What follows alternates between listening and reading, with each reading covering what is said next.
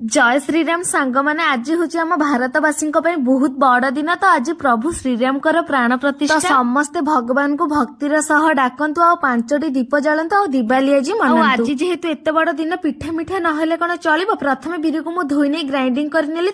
मो बल जेतिक अच्छी प्रयोग कर लाउटा को काटिदे कोरी चाउल को भल भाव परिष्कार कर धोई नहीं सुखी सुखीगला ग्राइंडिंग करने लाउ पीस बिरी बेटर सह मिसई दे से किछि क्षीर खसा काजू बादाम नड़िया अदा छेचा गुजराती छेचा से किछि लुण चीनी खाइबा सोडा मिसई दे भल भाव आणटा टिके पांचिया होगला। आपण मैंने जेबे भी करेंगे आणटा टिके बहलिया करेंगे जहाँ फल पिठाटा शीघ्र सीझी।